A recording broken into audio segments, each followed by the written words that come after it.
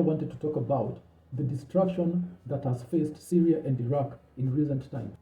In ancient times, Syria and Iraq were the headquarters of very large and powerful Islamic empires. And these Islamic empires proved to be the deadly enemies of Africa.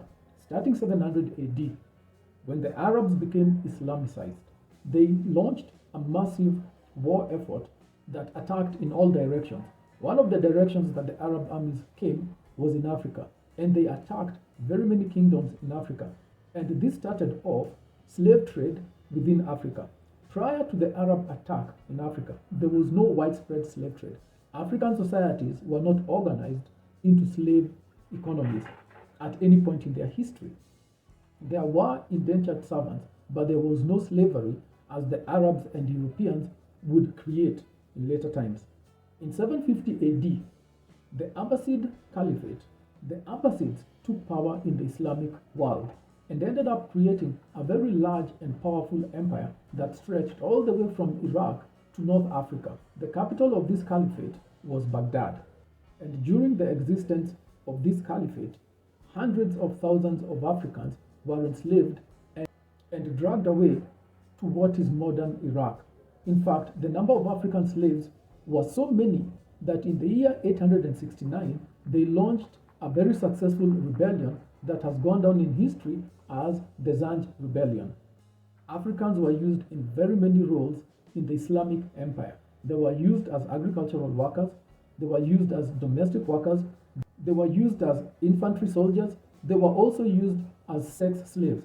In fact, majority of the slaves that Arab captured in Africa were girls who were then raped repeatedly for the rest of their lives. And the overwhelming majority of people captured in Africa to be sold into slavery by the Arabs were children. They were not capturing grown-ups. The Arabs focused on capturing small children, which were much more easy to groom into slaves.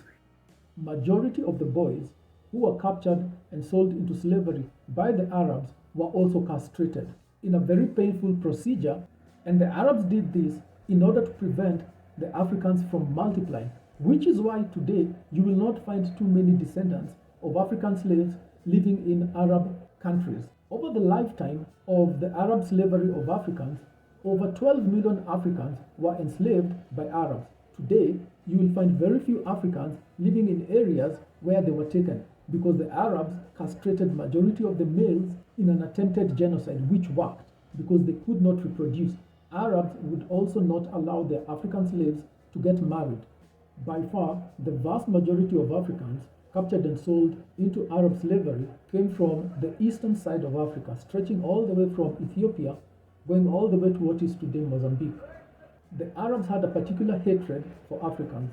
This resulted in extremely brutal treatment of those Africans, which was noted by very many foreign travelers who passed through Arab lands.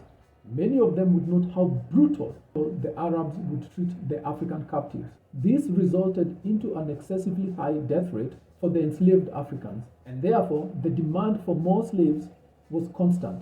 African slaves would be denied food, medical treatment, or any kind of rest by the Arab captors. Many of the African girls who were captured by the Arabs and enslaved would be put into brothels where they would make money for their Arab masters through forced prostitution. The Arab slave trade and slavery continued until the 1960s. Arabs were the last to give up slavery, and they're the ones who resisted the most to give rights to enslaved Africans. Even today, many Africans who go to work in Arab countries are treated with unbelievable brutality and hatred, and many of them are killed. Arabs do not hide their disdain and their hatred for Africans. Now, the largest caliphates that ruled the Islamic Empire were based out of Iraq and Syria. It is during the reign of these caliphates that majority of Africans were enslaved and brutally treated by the Arabs. A lot of blood was shed by the Arabs of Africans. This is the reason why today Iraq and Syria have been devastated by unbelievable wars. The tears that they cry are the tears that we cried. The destruction that has been visited upon them is the very same destruction that they visited upon very many African communities. The blood that is being shed amongst them is the blood that they shed in Africa. Every single thing that they did has been done to them. This is called karma. There is no escape. We live in a closed system. And every society, every group, every country, every empire that participated in the African slave trade has gone through a lot of hell. This is called divine judgment. There is no escape. And therefore, I think we need to reinterpret history to show how all the countries that participated in damaging and destroying Africa have gone through unbelievably devastating wars and with extremely high death toll. This is stretching from the European War in 1914 to 1918, the Second World War, to the wars that are being fought in Arab lands today.